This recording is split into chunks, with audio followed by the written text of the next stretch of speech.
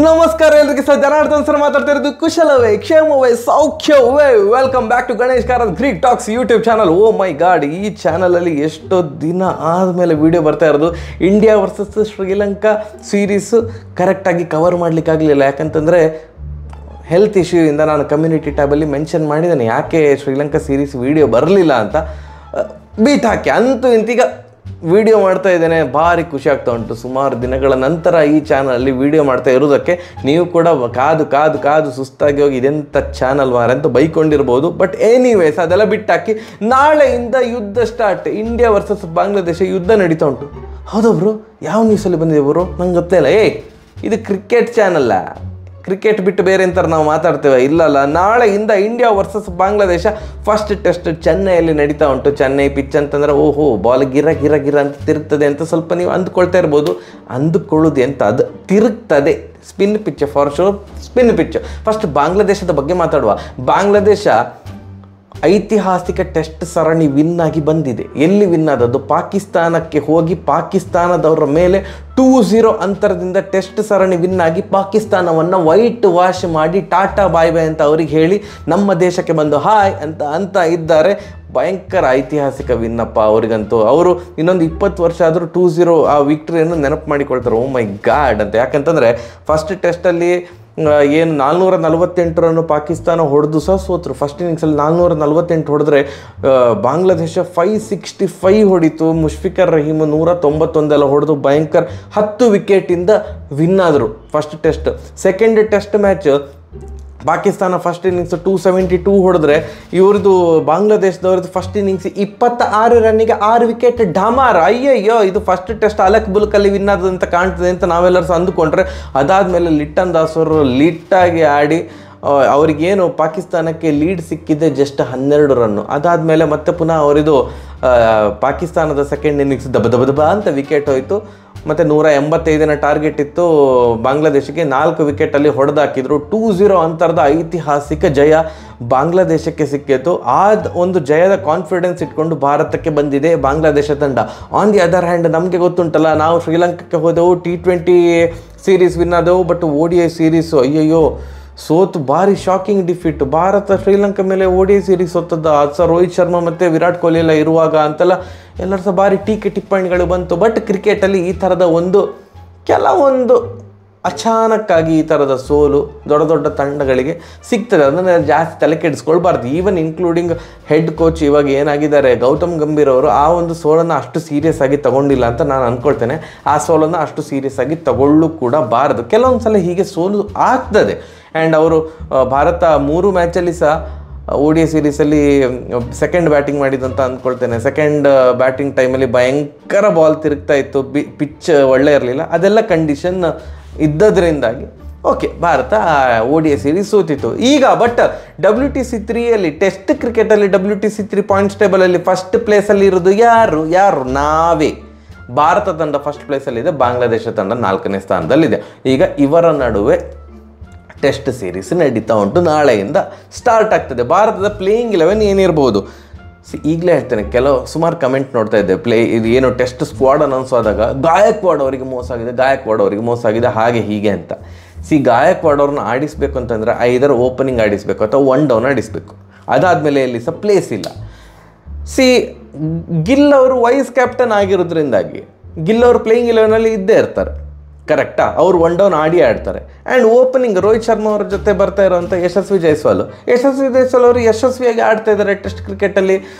England ವಿರುದ್ಧ ನಡೆದಂಥ test ಸರಣಿಯಲ್ಲಿ ಸಹ 2 100 ಹೊಡೆದಿದ್ರಲ್ಲ. ಭಯಂಕರ ಫಾರ್ಮಲ್ಲಿ ಇರುವಾಗ ಯಾರನ್ನು ತೆಗೆದು ಇವರನ್ನು ಹಾಕ್ಕೊಳ್ಬೇಕು? ಗಾಯಕ್ವಾಡ್ ಅವರಿಗೆ ಸದ್ಯಕ್ಕೆ ಅಂತೂ ಚಾನ್ಸ್ ಸಿಗೋದಿಲ್ಲ. ಅಂಟಿಲ್ ಆ್ಯಂಡ್ ಅನ್ಲೆಸ್ ಗಿಲ್ ಅವ್ರದ್ದು ಫಾರ್ಮ್ ಯದ್ವಾತದ್ದು ಅಂತ ಆ ರೇಂಜಿಗೆ ಎಕ್ಕುಟ್ಟೋಗಿ ಅವರ ತಂಡದಲ್ಲಿ ಕಿತ್ತೊಗೆಯಬೇಕು ತಂಡದಿಂದ ಅಂತಲ್ಲ ಆ ಒಂದು ಪರಿಸ್ಥಿತಿ ನಿರ್ಮಾಣ ಆದರೆ ಮೇ ಬಿ ತಂಡದಲ್ಲಿ ಗಾಯಕ್ವಾಡ್ ಅವರಿಗೆ ಚಾನ್ಸ್ ಸಿಗ್ಬೋದು. ಅಲ್ಲಿಯ ತನಕ ಐ ಡೋಂಟ್ ಥಿಂಕ್ ಸದ್ಯದ ಪರಿಸ್ಥಿತಿಯಲ್ಲಿ ಗಾಯಕ್ವಾಡ್ ಅವರಿಗೆ ತಂಡದಲ್ಲಿ ಸ್ಥಾನ ಸಿಗೋದಿಲ್ಲ.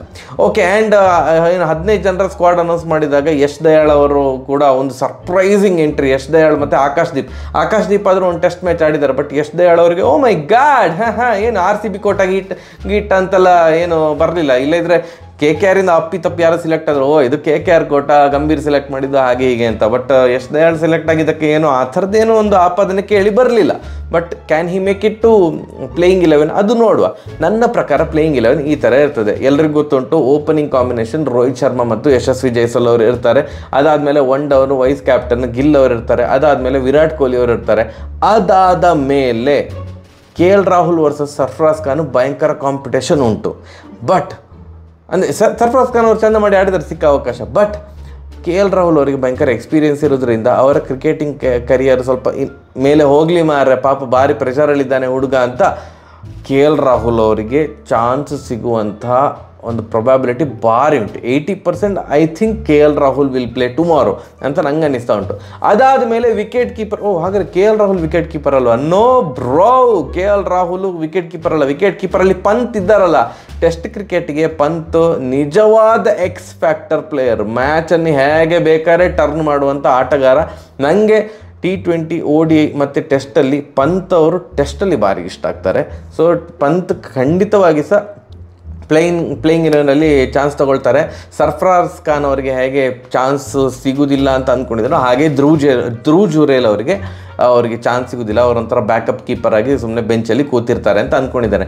ಅದಾದಮೇಲೆ ಬರೋದು ಆಲ್ರೌಂಡರ್ಸ್, ಸ್ಪಿನ್ ಆಲ್ರೌಂಡರ್ಸ್. ಯಾರು ನಮ್ಮ ಜಡೇಜಾ, ಅದಾದಮೇಲೆ ಅಕ್ಷರ್ ಪಟೇಲ್, ಅದಾದಮೇಲೆ local boy the legend Chennai ಹುಡುಗ ರವಿಚಂದ್ರನ್ ಅಶ್ವಿನ್ ಅವರು.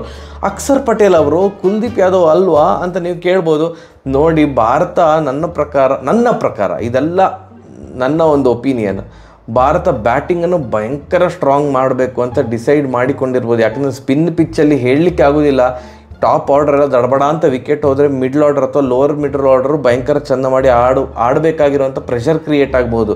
ಸೊ ಆ್ಯಂಡ್ ಬಾಂಗ್ಲಾದೇಶದ ಸ್ಪಿನ್ನರ್ಸ್ ರಿಯಲಿ ಒಳ್ಳೆ ಸ್ಪಿನ್ನರ್ಸ್ ಆಗಿರೋದ್ರಿಂದಾಗಿ ಬ್ಯಾಟಿಂಗ್ ಎಷ್ಟು ಡೆಪ್ತ್ ಇದ್ದಷ್ಟು ಸಹ ಕಡಿಮೆ ಆಗ್ತದೆ. ಸೊ ಆದ್ದರಿಂದ ಆ್ಯಂಡ್ ಅಕ್ಷರ್ ಪಟೇಲ್ ಒಂದು ಪರಿಪೂರ್ಣ ಆಲ್ರೌಂಡರ್ ಆಗಿರೋದ್ರಿಂದಾಗಿ ಕುಲ್ದೀಪ್ ಯಾದವ್ ಅವರ ಬದಲು ಅಕ್ಷರ್ ಪಟೇಲೇ ಸಿಲೆಕ್ಟ್ ಆಗಬಹುದೋ ಏನೋ ಅಂತ ಅನ್ನಿಸ್ತಾ ಉಂಟು.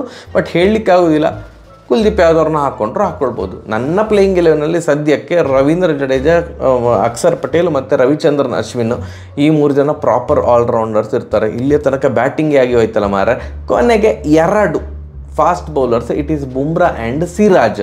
ಸೊ ಆದ್ದರಿಂದ ಆಕಾಶ್ ದೀಪ್, ಯಶ್ ದಯಾಳ್ ಅವರಿಗೆ ಪ್ಲೇಯಿಂಗ್ 11ನಲ್ಲಿ ಚಾನ್ಸ್ ಸಿಗೋದಿಲ್ಲ. ಹಾಗೆ ಸರ್ಫರಾಜ್ ಖಾನಿಗೆ ಪ್ಲೇಯಿಂಗ್ 11ನಲ್ಲಿ ಚಾನ್ಸ್ ಸಿಗೋದಿಲ್ಲ. ಧ್ರುವ್ ಜುರೇಲ್ ಅವರಿಗೆ ಪ್ಲೇಯಿಂಗ್ 11ನಲ್ಲಿ ಚಾನ್ಸ್ ಸಿಗೋದಿಲ್ಲ. ಅಕ್ಷರ್ ಪಟೇಲ್ ಅವರು ಪ್ಲೇಯಿಂಗ್ 11ನಲ್ಲಿ ನನ್ನ ಪ್ಲೇಯಿಂಗ್ 11ನಲ್ಲಿ ಇರೋದ್ರಿಂದಾಗಿ ಕುಲ್ದೀಪ್ ಯಾದವ್ ಅವರಿಗೆ ಚಾನ್ಸ್ ಸಿಗೋದಿಲ್ಲ ಅಂತ ನಾನು ಅಂದ್ಕೊಂಡಿದ್ದೇನೆ. ನಿಮ್ಮ ಪ್ಲೇಯಿಂಗ್ 11 ಏನು ಇರ್ತದೆ ಅಂತ ಕಮೆಂಟ್ ಸೆಕ್ಷನಲ್ಲಿ ತಿಳಿಸಿ. ಆ್ಯಂಡ್ ನನಗೆ ಭಾರಿ ಖುಷಿ ಆಗ್ತಾ ಉಂಟು ಇವತ್ತು ವೀಡಿಯೋ ಮಾಡ್ತಾ ಇರೋದಕ್ಕೆ. ಯಾಕಂದರೆ ನಾನು ಆಗಲೇ ಹೇಳಿದಾಗೆ ಸುಮಾರು ದಿನಗಳ ನಂತರ ಈ ಚಾನಲ್ನಲ್ಲಿ ವೀಡಿಯೋ ಬರ್ತಾ ಇದೆ. ಇದು ಒಂದು ಏನು ಭಾರಿ ಟೆಕ್ನಿಕಲ್ ಎಲ್ಲ ನಾವು ಮಾತಾಡೋದಿಲ್ಲ. ಕ್ರಿಕೆಟ್ ಎಕ್ಸ್ಪರ್ಟ್ ಅಂತೂ ನಾನು ಅಲ್ಲವೇ ಅಲ್ಲ, ಒಬ್ಬ ಸಾಮಾನ್ಯ ಮನುಷ್ಯ. ಬಟ್ ಈ ಸಾಮಾನ್ಯ ಮನುಷ್ಯನ ಬಾಯಲ್ಲಿ ಮಾತು ಕೇಳಲಿಕ್ಕೆ ನಿಮ್ಗೆ ಇಷ್ಟ ಅಂತ ಕಾಣ್ತದೆ. ಅಂದರೆ ನಮ್ಮ ಮನಸ್ಸಲ್ಲಿರೋದು ಜನಾರ್ದನ್ ಸರ್ ಅವರ ಬಾಯಿಂದ ಬರ್ತದ ಮಾತು, ನೋಡೇ ಬಿಡು. ಆ ಒಂದು ಖುಷಿಗೆ ನೀವು ವಿಡಿಯೋ ನೋಡ್ತಾ ಇದ್ದೀರಿ. ನಿಮ್ಗೆಲ್ರಿಗೂ ಥ್ಯಾಂಕ್ ಯು ಸೋ ಮಚ್.